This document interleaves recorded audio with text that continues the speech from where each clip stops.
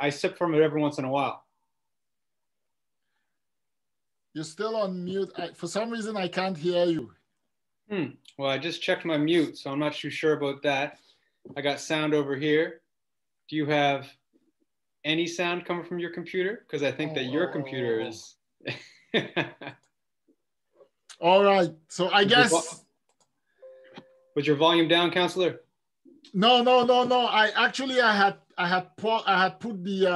turned off the volume because I was using the other computer to input the other things in, and so I don't know how that sounds, but I couldn't hear anything. I turned off my volume. Like you were saying, every day we just try to do our best, bring some good content that wouldn't otherwise be distributed to start new conversations or unearth conversations that are happening and should be listened to. So, we do our best. It's unfiltered. We're going with the flow with Chebs and Wes. Nice. I like that. That's going to be my spinoff, going with the flow with Wes. Going with the flow with Wes. That's going to be a nice spinoff. I'm just going to ride around on public transit and have conversations with people. Yeah. Have a camera following you or have a GoPro cam on your head. Something like that. I'm going to put it on their head. There you go. I've actually seen one where it's like a thing that you wear on your waist and it has a camera just coming over your shoulders. And then it just basically, it's like capturing all the moments. Just forget it's there. Just don't look at it. Yeah. So hopefully at some future date, our viewers are going to invest in us so that we can invest in those technologies. And, yeah, we can get mobile. Yeah, and be able to do that, because we've talked about trying to bring in do some mobile interviews where, that's something that's in the works. And, I'm down here in Cape Breton and there's a lot of local entrepreneurs doing some good things. So one of the things that I'm contemplating is finding a day, and if I can get that technology, is to just, go to some of these places where it's happening and speak to the people right there and there, live, and have them tell us what they're doing and what it is that. Yeah, the people would be very interesting. Those would be some great conversations. And if you could take a camera outside in Cape Breton and record it and bring it to the unfiltered screen, that would be a treat to everybody. So we should look into that. It's definitely going to happen.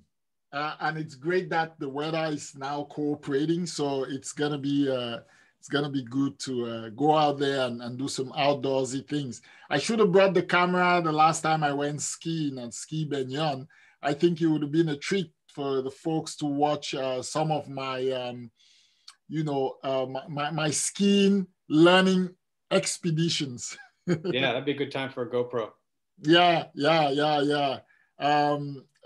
Except that I barely made it down the hills. so.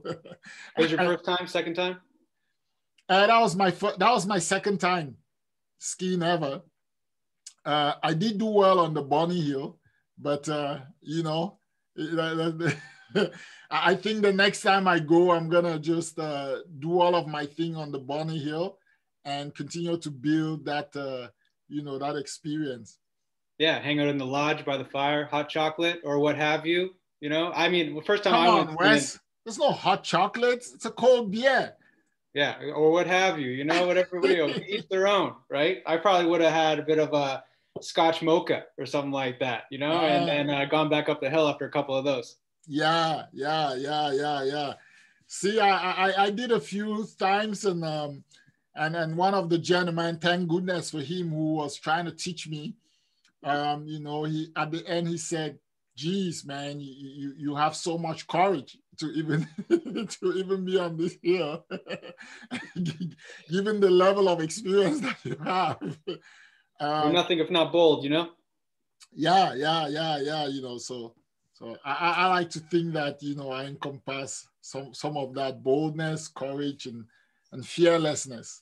So it's very clear. It's good. So what's anything in the news that struck you this past week? No, I'm actually head down this weekend working on a paper that I'll be presenting next week virtually in Belfast, Ireland at Queen's. Interesting. So yeah, I'm not the person to ask really about what's happening in the news right now. Every once in a while I'll check in with democracynow.org, the War and Peace and Quarantine Report by Amy Goodman and her colleagues. That's always a great source of news that you might not hear in the mainstream, but is a really important indication of where the world's at right now. Some deep dives into all parts of the world. They have correspondents. Internationally, and they draw a really high quality story in their studio out of New York. They interview some great guests, and they really give tribute to some very important historic characters that are sometimes overlooked because of their radical views. Speaking about radical views, it seems that there's a lot now in the world these days, and it's very interesting to watch transformations going on in various parts of the world. Lots of conversations around things, but I gotta say to you, I mean, to some extent, I'm honestly thinking that there is a lot of talk and very few action. I don't know if you feel that way. There's a lot of good discussions happening around the world, but I'm starting to say that it's going on for too long. We want to start seeing some concrete actions behind those talks, right? And one of the things that comes to mind when I talk about this is, of course, the Amazonia conflict that's going on in the Cameroons. There has been a lot of talk from a lot of high quarters about we need to take action, we need to take decisive action, we need to end the humanitarian suffering, we need to end, loss of life, we need to end the conflict. We need to build a peace process. We need to move forward. So much talk from so many different quarters, no action being done to put those talks into something concrete that actually changes the lives of people on the ground. So that is one of the things that has been very frustrating to me. At this stage, all the statements being made seem to me like just songs that are on repeat and are just, it's almost like a record player that's just repeating itself, whether it's the UN, whether it's, from Germany, from the EU, from the British, Canada, at least is putting, some money towards a process for peace. But a lot of talk, no action. Same thing in Myanmar, a lot of talk, nothing happening. Same thing in Yemen, a lot of talk, zero action. Same thing in Syria. Let's not forget about Palestine. Let's never forget about Palestine. See, I was just coming down to. Oh, you're coming. Sorry about that. Yeah, I should have found it coming. But I was going to say, so the lip service about international allyship is kind of not being followed through with action. And I know that's very frustrating to you, especially with the Amazonian conflict, as that's a region that you're, deeply involved with, not only where you grew up, but where people you love are still living. And so then the question is, if the change we want to see, if we want to build it, we got to kind of figure out what it could look like. So, who are making statements that you would like to see more action from? Or who are the actors, maybe more locally within Cameroon, or any of these other situations that you mentioned, if you wanted to comment on those, that you want to see taking on more action? Well, for one, the United States, the United Nations is sort of like, me and you have had this conversation before. I've sort of given up on the ability to really actually do anything apart from just coming and, putting their hand on top of work that has been done and saying, we are the UN, we're kind of, but I would like to see them do something concrete. I would like to see the United States, for example, take a lead and do something concrete. They've gone as far as cutting military assistance on certain projects to the Cameroonian government in order to pressure them to act on this issue. But that has not been enough, right? So France is there propping the Cameroonian government and ensuring that they are taking a zero-sum approach to things. And we need pushback. We need the US to stand up and say, listen, you know, France, we're gonna do this like gentlemen and ladies. We're gonna put our actions where our words are, and if we want to work towards peace, let's do that. You know, I always fall back to this thing, and it doesn't leave my mind. It's like we talk about Black Lives Matter, but it seems that it always ends up being concentrated in North America or in the places that these things seem to be beneficial to the local politics. It's like, you know, we say it's the decade for the people of African descent. That decade is ending in 2024. It was a decade. It's ending in 2024. And we just had Black History Month. And if you look across all fora, you see people saying all these positive things, trying to do all these positive things, creating room for all these positive things. But it doesn't go beyond the shores of, say, the North American context or the European context. The back in Africa, where rubber meets the road, it seems nothing is being done. You know, people pay lip service and that's it. So responsibility to protect. What does that mean to anybody nowadays? You know, after Rwanda, we said this shall never happen again. We're going to stand up. We put in responsibility to protect, and it means nothing because as far as I'm concerned, the government of Canada could stand up and say there is a genocide happening in China, but they couldn't say there's a genocide happening in Amazonia. They couldn't say, you know, people, they point out Myanmar, but how? Let me ask you this question. Why is Cameroon not in the news? Why aren't news medias in the West talking about this issue? Why is everybody so silent? Why is there such complicit silence all across? In fact, the other day on CNN, they were talking about the Syrian refugees. And I'm saying, okay, good and fine. Great. Syria is back in the news for good reasons. The conflict has lasted over 10 years. What about Amazonia? These are serious questions, Mark, and they should ring out and continue to be asked until they're answered because, you know, you mentioned the term of that the civil conflict in Cameroon is sometimes referred to as Africa's forgotten war. Yes. And so this just plays out to that in that same kind of pattern. And so, yeah, that is really troubling. And so I really kind of wonder, such as yourself, you know, what are the factors that are leading to, you know, the civil dispute in Cameroon not being given more attention in the mainstream news? I mean, there is a lot of civil unrest in African countries resulting throughout 2020. Ethiopia as being another one, as well as some other countries that you know, are really continuing to have serious troubles underneath the COVID-19 stress test on top of pre-existing issues. And so, yeah, like this kind of similar traditional lip service from other countries with lack of action resulting from that, or minimal action resulting from that, is another problem that really has to be solved in itself, so that these bigger problems,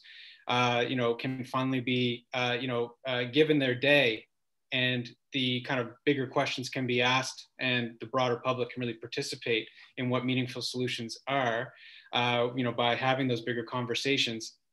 And, you know, I've really become very disillusioned with the kind of active results or underlying intentions on the international level, you know, those kind of international relations, as well as transnational, you know, corporations, you know, kind of expressing solidarity throughout the world. But I really feel that a lot of their intentions and goals are based very much around a problematic status quo. And so where I see a lot of potential around, you know, asking these questions, such as we're doing here in this grassroots medium, we're asking these important questions, and ideas on the solutions, I think, are also going to come from a similar level. So who are the domestic players, kind of the Black Lives Matter activists in Cameroon, the equivalents of Black Lives Matter activists saying our lives matter, but aren't being heard in the Cameroonian setting? Because I don't think that we can really attribute any kind of injustice or neglect on the part of those calling out that Black Lives Matter. It's a really interesting point that you make, that it is really centered around Western countries, just to kind of use a broad term, you know, simple term. But I think that discourse around Black Lives Matter emerges in those countries because that's where Blacks are a minority. The Black population is a minority. But it is a very compelling and interesting question to think about what the global state of Black people is in the modern world. And so, yeah, those are really important questions that you're calling out for. So tell us more about the domestic players that are pushing for meaningful solutions in the Amazonian conflict. So yes, that's a really a good point. And the reason I always reference that Black Lives Matter is because the experience of Black folks in the West is almost a microcosm of the experience of Black folks generally around the world. You know, it's the same historical, you can draw the roots to the problem from the same historical sources. Albeit there's a little bit of a difference in, say, when you live in Africa, which is majority Black versus elsewhere. But, you know, I get the point. Within the local context, there is a lot of players, but it's so difficult, you know, because you're under the constraints of the regime. And so how much activism can you do? How much push can you do? You know, we have given up on the local opposition parties because they are dedicated to internal politics and care less about what the people's real aspirations are. And a lot of them have been co-opted. We talk about human rights activists. There's a lot of activists. There's a lot of organizations that are trying to do work on the ground, but most of this work is focused on the humanitarian suffering, right? Because that's really only where they can put their efforts, where it's apolitical and doesn't draw the eye of the government. So in terms of the humanitarian focus, it's a completely different thing, because we know that you can do all the humanitarian assistance you want, but if you don't solve the root cause of the problem, you're just going to be dealing with an everlasting humanitarian crisis that doesn't ever go away. So to that end, the local actors are just trying their best to do what they can do given the constraints. It's really, and that is why a lot of the activism, I should say the ruthless activism that this requires, has fallen on the diaspora, because we're sort of away from the constraints of the regime. We're mindful that we have our families back there who are exposed to the threat and risk. But, you know, in a way, we can manage to make the advocacy without, you know, those constraints that the local actors face. They have to tailor their advocacy to sort of reflect, to sort of jive in with sort of the government narrative, you know. And so that has been the problem that people are facing. But and yeah, like it's important to acknowledge political constraints as well as constraints and resources for local actors. So it's true, the platforms for expression and resources that are needed for a more empowered resistance and local determination of solutions, that support could need to come from somewhere else, such as these international actors or solidarity groups in other countries that you were mentioning. But I think that those solidarity groups and international expressions of support and any action that is willing to be given along those lines will only be successful when they tap into and take leadership from those local actors trying to push for meaningful solutions. Right. And there is, just to mention before we jump off, I know this is just a topic that we fell into. Yeah, let's put Cameroon on the map. Let's put Amazonia on the map. Yes. So there is a group called Canadians for Peace in Cameroon, and it's a very well organized group, and they've done quite a lot in terms of pushing this matter on the agenda of at least Canadian politics. There's been a number of resolutions taken within the Canadian House of Commons, and there was a hearing of the Senate subcommittee for foreign affairs on this issue. So there is, we've been doing some advocacy. Those of us who are in Canada, a group like Canadians for Peace in the Cameroons has been pushing forward this agenda. And so, there's been 3 resolutions read in the House of Commons so far on this issue, and they've all made the same recommendations, which are about having a fact-finding mission, ending the humanitarian suffering, more intervention, more direct intervention by various international actors. So I just wanted to mention that and say for any Canadians who are out there who want to do something, don't know what to do, that is exactly what you can do. Find out Canadians for Peace in Cameroons, support the work that they're doing. And also we could talk in the back. There are many little things that you could do to support the work. So certainly anybody who wants to help with bringing the crisis in the Cameroons to an end and advancing the peace process, reach out to me. There's so many things that can be done, and certainly support the work that the Canadians for Peace in Cameroon are doing.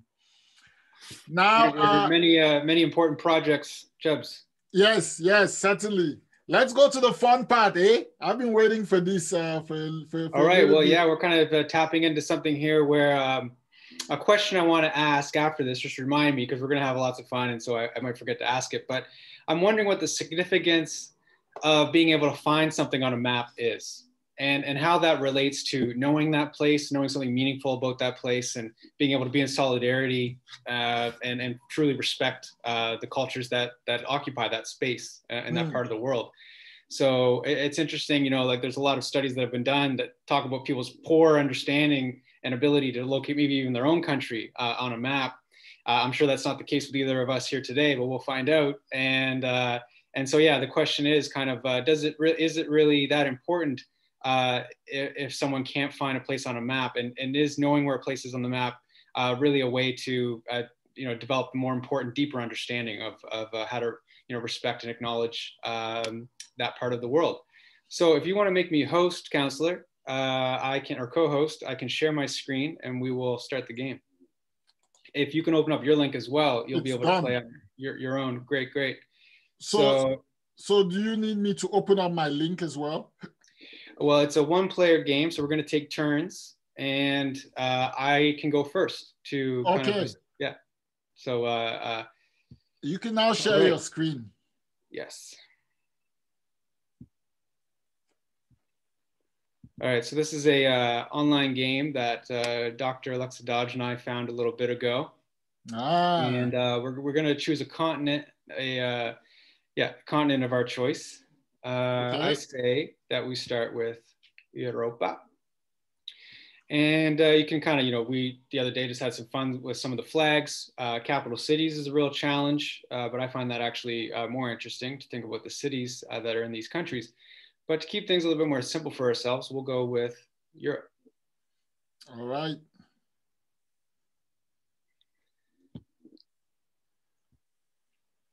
All right, so just to kind of, I looked this game up and really enjoyed it a couple years ago, just to brush up on my understanding of where different countries are. So here we go with Serbia. Okay. Incorrect. Serbia. Finland is known to be one of these countries up here, but is it this one or is it that one? Finland, all right. Lithuania. So does it just self-generate the names? Yeah, so it's just kind of continuing to challenge me. So here we're going to try to find Montenegro. Okay. And I believe that Montenegro is... nice. And it records your scores. This is a phenomenal yeah, there it is. Okay. It took me 4 tries to find that. Andorra. Any thoughts on where Andorra is, Counselor? I think it's almost on the edge. It's on the boundary between Eastern Europe and Russia and Serbia and there. Over there? Andorra is actually a city-state in Spain. And so that's why really? I'm familiar with the name. Yeah, that's right on the border of France and Spain. Poland. Poland is an interesting one because that's one of the places. Now, I might embarrass myself by saying this first, but sometimes I remember the location of a country because of past wars. Yeah. And knowing which countries invaded the other. So thinking that they're neighboring countries. So given that Germany invaded Poland in World War II, that's Poland. Malta. My uncle lived in Malta for a little bit, and this is another time that I might end up embarrassing myself, but I'm pretty sure that is Malta. My uncle lived there for a little bit, so I have some familiarity with that. Croatia is an interesting one. Do you know how I remember what Croatia looks like? No, tell me. It looks like a bird's beak. Right It here. looks like a yeah, that's right. I never thought about that, but now that you say it, it does. You got to remember these tricks. So then we got Ireland. So Northern Ireland is where Belfast University is. That's where I'll be giving my presentation on the 29th of March. Bosnia Herzegovina. That's also a former part of former Yugoslavia, and I think it's the one that took a beating. So it's inside the bird's beak. Ah, yes, there. Spain's well known. Denmark. Oh, I always kind of get a little bit spotty on these ones. Yeah. Well, the Danes. Yeah. Danish. Yeah.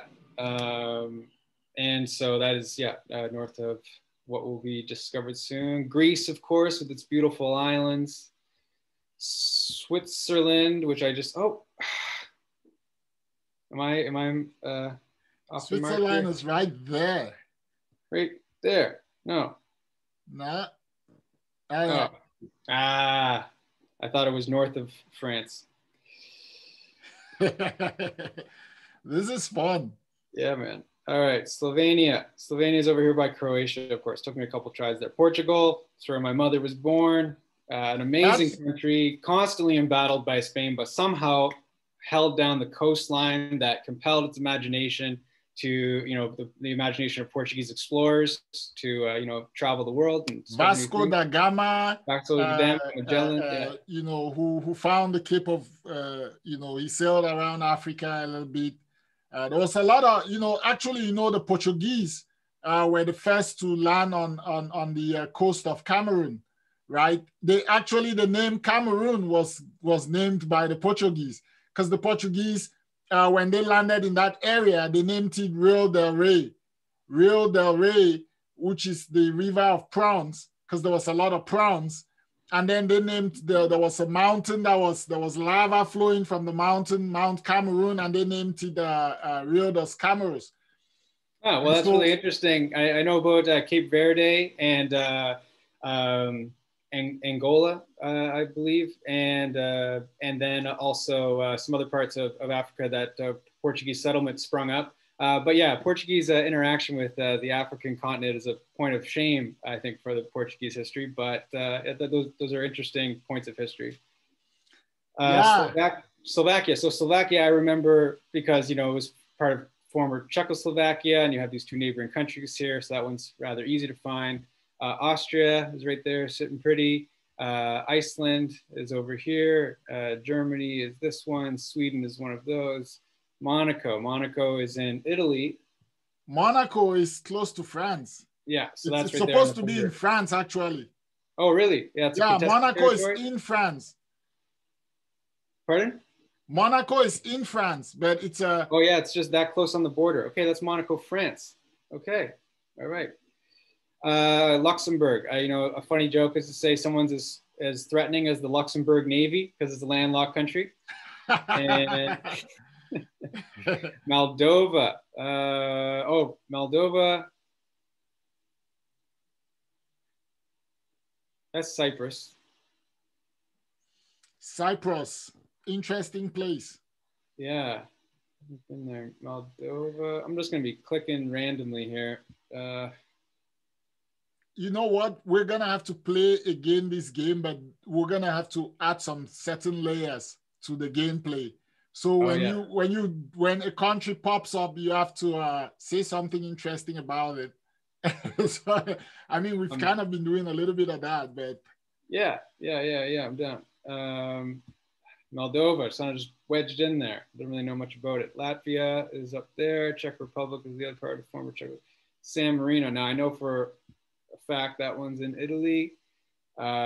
Ukraine, also invaded by Russia at one point. Belarus, a satellite state, former Soviet Union. Yeah, what happened to Eastern Ukraine? Russia just ended up taking part of that country, and everybody's quiet about it. Like, seriously.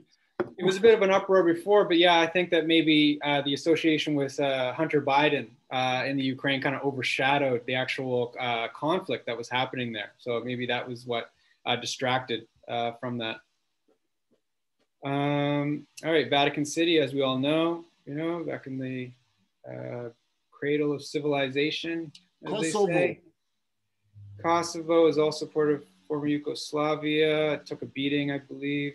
That's where the whole responsibility to protect, there was Kosovo, and then there was Rwanda, and the whole Clinton administration and the responsibility to protect, and the UN, and it now all seems to be in the dustbins of history. Yeah, that's true. But an important point in history that, this whole kind of lest we ever forget type discourse comes from. And so it's all the more important to retain those lessons. Right. Hungary, help me out, counselor. Yeah, okay. All right. Then we're going to Hungary Cyprus. is right. Yeah, you got it. Yeah, I got it. Austria-Hungary. That's how I always remember. Oh, yeah? Those are beside each other? Austria-Hungarian Empire. And Italy. Yeah, right.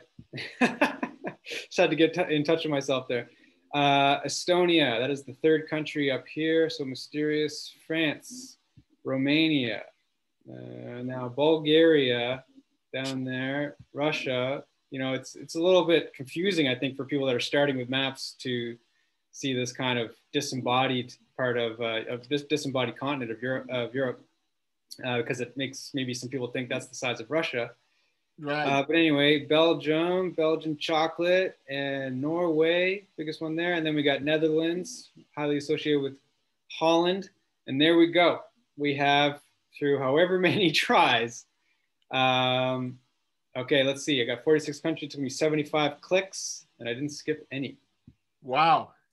All right, counselor, I think it's time for you to share your screen and pick a continent of your choice. Okay, let's see. I got this here. Let's see. Bring it up. There we go. Okay. Now I'm going to make a request. I'll make a request, but you can, of course, it's your own choice to make. I'm going to challenge you to do Asia. You're going to challenge me to do Asia? It's doable. Wow. Okay. We'll navigate it together. You can do Australia if you want, but okay, let me do Asia. Let me try Asia. See, see. Why are you gonna give me Asia after you did Europe? Yeah, well, I mean, you could take South America, but there's only 9 of them. Okay, I'll do Asia. Let's see. Let's make this fun. Let's see. Go ahead. So I just click on Asia. Yeah. Brings it up. Then I do. Oh, this game is there's a lot more to it. So there's countries, there's capitals, there's flags. Wow. Yeah, probably some provinces, the bigger countries. You know what? I love this. They don't even try to do Indonesia. If they try to do the Indonesian provinces, they could. I think there's about 34 of them. But yeah, Indonesia is a fascinating country. I'm surprised that they're doing more than that. Yeah, I'll do Asia countries. So I'll go to the countries. Oh, Wes, this is gonna be we're gonna run up the hour. This is gonna be something. Okay.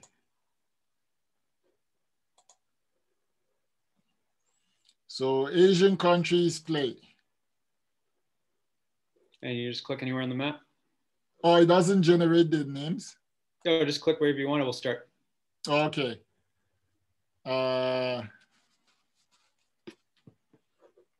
It doesn't matter where you click first. Right.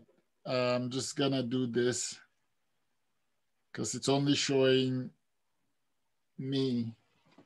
Let me check. I'll check the stream. Yeah. And yeah, it's showing the map. Okay. All right, so let's go. Here we go.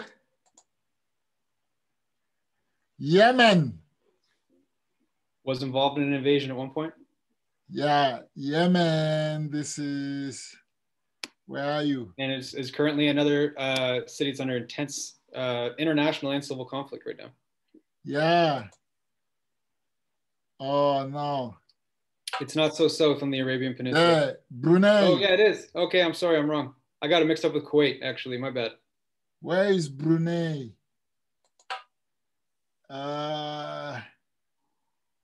Brunei, very small.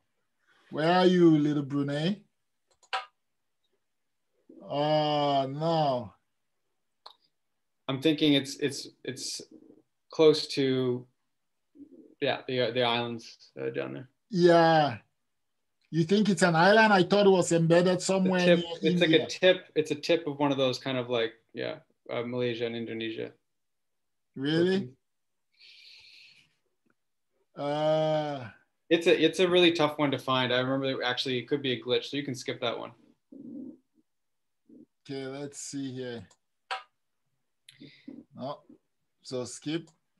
Yeah. Afghanistan. This is so crazy.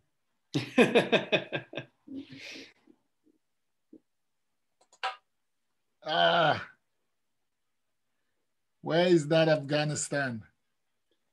So it neighbors Iran, and it's pretty much in the center of the Middle East.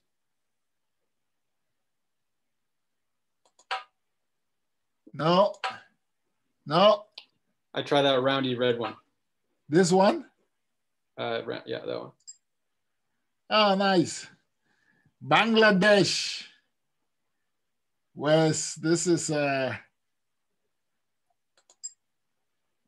want to take it off the live feed? Singapore. Huh? You want to take it off the live feed? No, that's fine. That's good.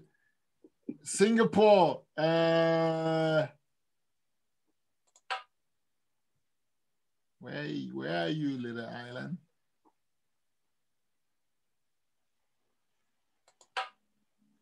No.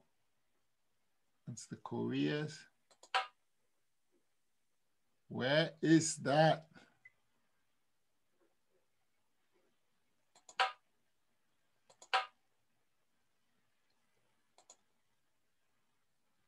Singapore is a city-state.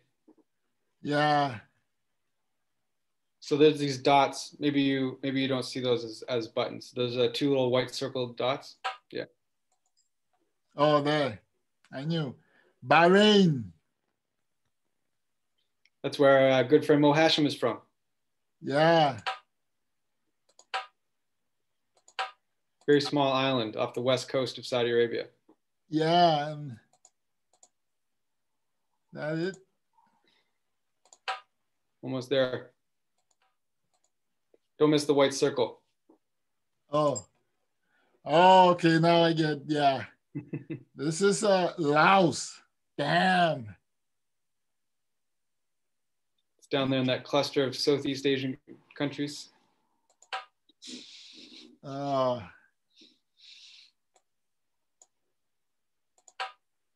you know what? That's Brunei. See, Brunei was below the screen. Oh, that red bit, that's Brunei.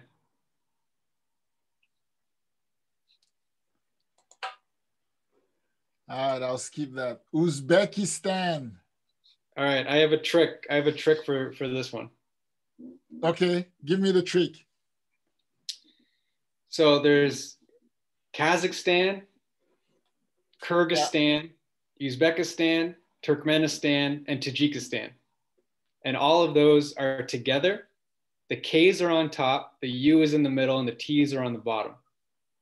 And so I think that brown kind of skinny country right above Afghanistan is Uzbekistan. Woohoo! Nice one. Russia. I'm not going to help you with Russia. Palestine. Respect. Yeah. It's increasingly hard to find. It's true. Yeah.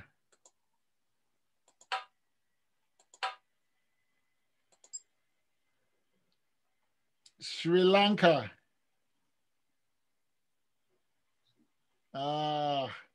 These islands are killing me. Yeah. South Coast India. Japan.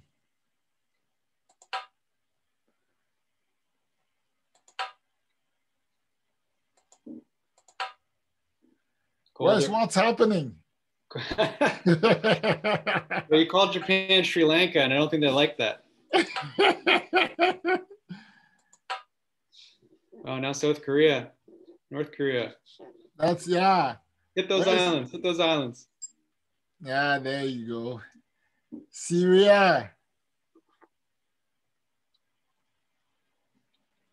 Syrian diaspora into Turkey. Cambodia. China. Should be one of. There you go. Wow. Saudi Arabia. It's a big one. Vietnam. Coastal. Yeah, you know, you got it. Oman. Nice. Kazakhstan. K's are on the top. North Korea. There you are. South Korea. Oh, look at that. Getting some pinks. We're gonna roll. Yeah.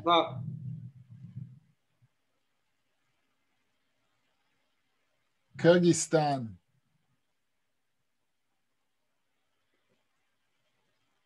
I count that blue one as being on the top. Sorry, okay. I misled you there. Malaysia. Where are you? The islands. Are those are the Philippines?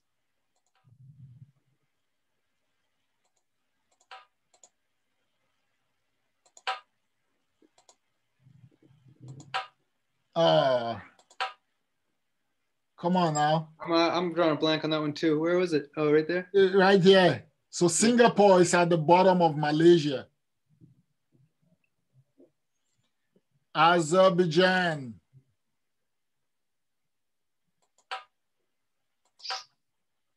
I'm thinking that's one of those little ones by Turkey. By Turkey? Ah, there. Kuwait. Invaded by Iraq. Yeah. Myanmar.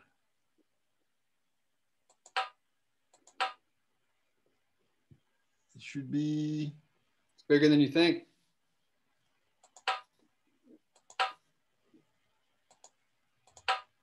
Go for the burgundy, yeah, right there. Pakistan.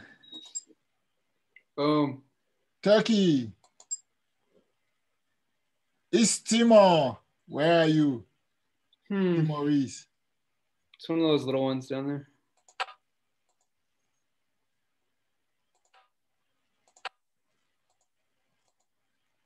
Oh. Try the white circle. It stopped for some reason. You good? Yeah, my screen just went off, so I can't really see the mapping. That's all right. That's all right, Chebs. How about you just shut it down, and I can bring mine up, and we'll do the continent of Africa before we sign off. Okay, let's do that. That was fun. You know what? I want to play the one with the flags, and I also think that was pretty cool. Yeah, no, I'm glad you think so. And yeah, Alexa and I enjoyed doing the flags the other day.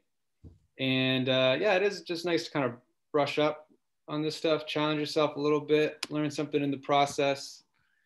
And you would think that, you know, I'd be great at this because I have a map, a wall map in my office, and I have a globe, all of those, a globe sitting on my desk that I play with all the time, and I have a wall map on my wall. Yeah, that I look at. That does help. That does help with some things. You kind of get some associations, but still, certain countries get our interest more than others, so we might not get them all. So, okay, let me get my head. Tunisia is right up there in the red. Yeah. Oh no. Yeah. Your instincts were correct. Okay, so I will. You get second hit. I'll take first click, and then you get second click. You want to do that? Yeah. Yeah. Okay. Should I give you hints? Not unless requested. Okay. Let me give this a shot. Okay, second click to you, Counselor. Mauritius is right down there, somewhere in the Indian Ocean. These islands? Yeah, one of those islands, I think. Correct. No? Yep, you got it. Algeria. Algeria, I got this one. Bam, like that. Angola, I believe, Portuguese settlement. Portuguese settlement. Yeah. Angola. South Sudan, one of the newest countries in the world. Togo, I had someone from Togo in one of my undergrad classes that the professor was actually Peter Arthur, and learned so much from Peter Arthur in both International Division of Labor. That was a course I took, as well as African Studies. Took one course with him. Nice. I had Peter Arthur for, a lot of different courses that I took in politics. And he was your supervisor as well for your honors thesis. He was one of, actually, no, he wasn't, because he couldn't supervise me. So right. Yeah, I forgot. David Black. You went with David Black. Well, that's a treat. He must have been a great advisor. He was a great supervisor. He was just awesome. Chebs, I'm going to need your help with this one. X1, what? I honestly have never heard of this country before. Is this like Amazonia? What? X1, it's probably one of these little countries. It's probably an island somewhere. Eswatini. Well, we know what these ones are. And then I'm pretty sure I know what those ones are. Yeah, it's probably something, that little dot. So I will try. I know that's Eritrea. I'll try that little thing right up there, the little green at the horn there. The little green? Yeah. That one right there? I'll try that. No, it's not. It's incorrect. One of the two dots in South Africa. I'll try one of those. I'm not seeing those. I know that Swaziland is one. Yeah, and then this one's Lesotho. Yeah. It might just be another name. I don't see any. Wow, I have never heard of that. Gonna have to look it up. Both of us. Sierra Leone, I believe. It's in the West. Oh, it's in the West. Okay, I must be thinking. I'm thinking about Ethiopia and something else. Okay, I already clicked. I used my click. So it's right there. Near, from Togo, go up. You have Togo, keep going. It should be, no, one of those, the little blue, either the little blue there, or that's Guinea. Yeah, or the red, yes. Okay, so one that's close to my heart, Cameroon, as well as yours. Here's Cameroon right here. And then just for our viewers, Amazonia, that is often brought up on the show, is this region of Cameroon, correct? It's that little, it's the butt or the back or whatever you call that. Yeah. And then Bamenda would be right around that area. Yes. Ah. Nice. Okay, so Nigeria. And my trick for remembering some of these countries is there's Nigeria, and then Zimbabwe, and another country that begins with Z. And the shorter title, it seems. That's a reminder of my trick. The shorter title is on top. Oh, yes. Yeah. And then Morocco, Dr. Alexa Dodge and I almost went there for a honeymoon, just skipped across from Spain, from Gibraltar, but we decided not to. Right. So Zimbabwe, I believe that is right there. Egypt, I've known that for a long time. Benin. Yep. All right. And then, all right. Liberia. Oh, I was thinking Libya. All right, where's Liberia at? Well, it will be at the same corner with Sierra Leone. This one? I believe so. Nope. Liberia. Little green. Republic of Congo. Oh. It's so crazy to see the map without the names. It gets a little confusing. I'm so used to seeing it with all the names there. Yeah, that's true. And so would this be the Republic of Congo? Republic of Congo would be right underneath Cameroon. It would be the little, yeah. All right. Eritrea. This one threw me for a loop the first time I saw it, but I think it's right with Somalia.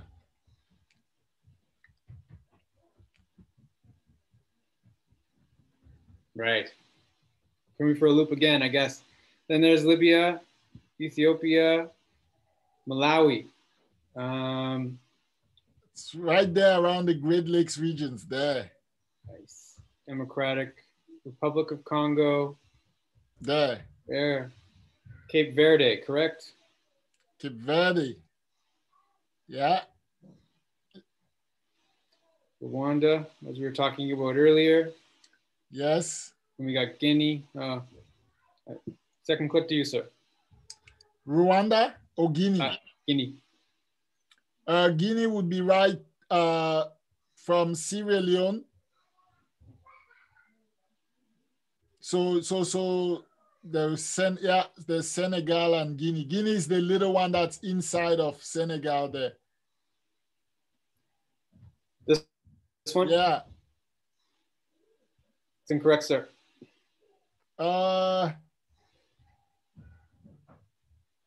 Guinea is this. Yeah. Oh, yeah. Okay.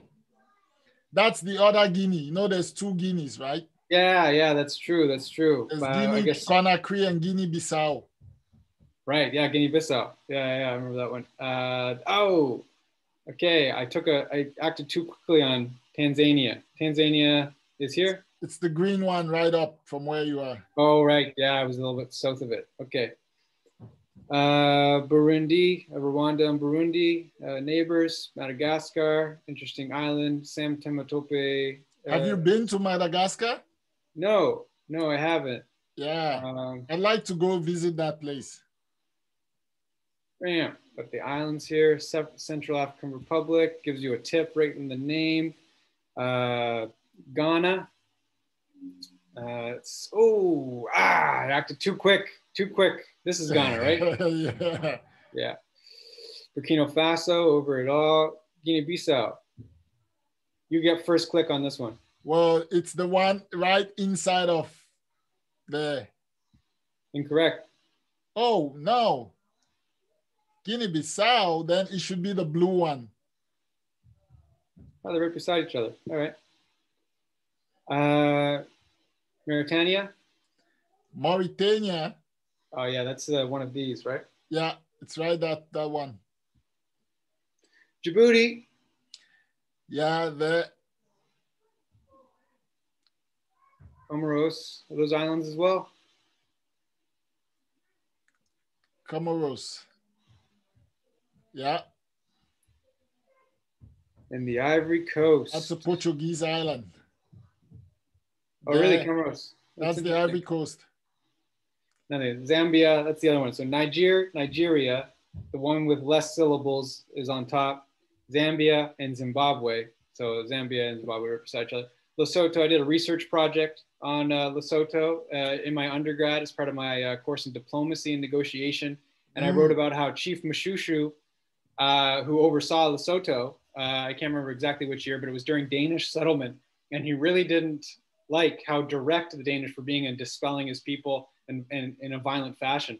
So he wrote Queen Victoria multiple letters and to Queen Victoria's advisors trying to say, can we become a British protectorate rather than a Danish one? Because we're getting literally slaughtered, here. And we would like to become a British protectorate. So there's some debates around exactly whether or not Chief Mashushu knew what he was agreeing to, but it was an issue. Yeah, it's interesting you brought that up because I was thinking about that the other day in the context of the whole Cameroon Ambazonia conflict. A lot of similar things were happening in Cameroon throughout history. There was a lot of monarchs who were writing letters to Queen Victoria and even, you know, this Queen of England, asking that either that they become a protectorate of the British Commonwealth, right? For example, in Cameroon, the Portuguese were the first there, but they didn't end up creating Cameroon as a settlement. It ended up being the Germans who had come, but the Germans did it because the British were late. Some of the monarchs had written to the British and asked them to create a settlement in Cameroon. And by the time the British monarchy decided that they should do it, the German chancellor, so there is a saying in Cameroon called "too late Herod," because Herod was the military person that was dispatched to formalize the protectorateship over Cameroon. And by the time he got there, the Germans had already signed the documents. so it's called "too late Herod." It's interesting. And a lot of that played out even up to the First World War, because some of those monarchs within the Cameroonian lands who had wanted the British forever remained attached to the British. They actually resisted. They fought wars of resistance against the Germans. And, you know, some of them end up get subdued by the Germans in order to properly take over the territory. But there were some bloody wars fought back then. Yeah, important history to remember. Gambia here, I got Namibia. I think it's a beautiful name for a country, Namibia. Yeah. And now I got Gambia, and Gambia is that small. Is that small? Country. Oh, yes. Because it used to be called Senegambia, right? So similar thing to what's happening in Amazonia was happening in Senegal, and finally the Gambians, you know, separated, were allowed to you know, restore their own sovereignty. Wow, that's really interesting. I didn't know about that. I didn't know there was a separatist effort that led to Gambia, similar to South Sudan in some ways. Right. I guess there's a third Guinea. Yes. I believe it's here. Yeah. So there is Guinea-Bissau, Guinea-Conakry, and Equatorial Guinea. Popular name. Spanish settlement. Jeez. If they're going to colonize, they could at least come up with some interesting names. Is that Gabon? That's Gabon right there. That one threw me for a loop first time I played this game. Yeah. I believe this is Mali. No, it's not Mali. That's Mali. That's the Seychelles over here. Yeah. Mozambique is right there. I'm embarrassing myself, Chebs. Oh, come on, man. Even me, I have missed a couple of ones, you know. I don't think Japan's gonna forgive you for calling them Singapore. I will bow in apologies to my Japanese comrades. So Uganda. I'm forgetting my trick for this one. I used to have a way of remembering. It's in the east, around Rwanda, Burundi. It's in the Great Lakes region. Nice. Yeah. Chad, can you tell us anything, me and our viewers, anything about Botswana? Botswana, I actually did a project, one of my political science. In fact, my thesis, actually, when I did my thesis, Botswana was one of the countries I did comparative studies on, because I was looking at anti-corruption structures, and I was doing that in reference to Cameroon, but I actually had some case studies where they had dealt with corruption and those things, and how they dealt with it very effectively. And Botswana was like my case study. Yeah, and what was the impact of the abundance of local resources that Botswana was able to maintain ownership over in relation to corruption in the government or otherwise? Well, you know, Botswana used to be one of the poorest countries on earth. In fact, there was a debate about whether Botswana should even become an independent country, because the colonial masters thought that they were so poor that they were not going to be able to have the resources to function as a nation. And then fast forward, they discovered diamond and gold. You know, Botswana is one of the major, you know, suppliers of diamond and gold. And that just took the country from one of the poorest to, you know, a wealthy country. And they managed to manage those resources very well, in the sense that, you know, there's always some corruption and always some, you know, something bad, but by and large, they put in place a system of government that was democratic in the true sense. There were frequent elections with changes in government, so that, you know, power was shifting to various quarters, and therefore resource management was shifting to various quarters, and therefore all around the country was seeing, you know, development in a sense. But one of the things is Botswana is also very small. So that's one of the things that helped in their anti-corruption push. It's not a very big country. It has a small population. It's built around kinship systems. So their culture, because you have to understand the Maasai, Botswana also has a certain population of they call them the Bushmen or the desert people. So because of the kinship structures, it made management within a democratic system very effective to a certain degree, because they already had these monarchs or these kinship systems that everyone subscribed to and respected. And so even in the political milieu, a lot of the politics fell around those kinship structures. And so because those kinship structures revolve around taking care of the people, respect, traditions, it made it harder for corruption to fester, because once you were up there, it became almost a duty to ensure that everybody else was participating, was receiving a benefit. And then the discovery of gold and diamond, they managed that very well, in the sense of trying to make resources, trying to develop the country. So, wow, that's really amazing. And just goes to show there's so many ways to know a place, either through personal experience, in-depth research, or knowing where it is on a map. You know, it's only one, you know, these are all just different ways of knowing a place. And so, yeah, that was really fun diving into the geographic location of these different countries with you. Yeah, no, that was great, Wes. Thanks for this. And I think we should do it again, and maybe bring in some other guests to play this game. I think it's a game we should be playing, and we should find more interesting games we can play. Raise the stakes. Maybe we can get Keenan on here and get him to do all 52 states or however many there are. Yeah. And I think the flags one is going to be really interesting. Mm-hmm. I mean, that one is a learning experience, you know, true failure. You know, you just gotta, some of them are recognizable, you know, India with its beautiful sewing wheel. Right. Argentina, similarly, with those beautiful light blue and white colors with the sun in the middle. Right. Canada stands out, of course, but other countries present much more of a challenge, especially in their similarity with other countries. Yes, definitely. Well, to all of our viewers, this is it. We're at the top of the hour, and you know, this was Unfiltered this Sunday with Chebs and Wes, and you know, we hope you enjoyed our game, and hopefully next time we can have more people join us, and we'll try to do some interesting things. Yeah, raise the stakes a little bit, have some fun, learn some things while we're doing it. And yeah, really hope the viewers enjoyed this episode as much as I did.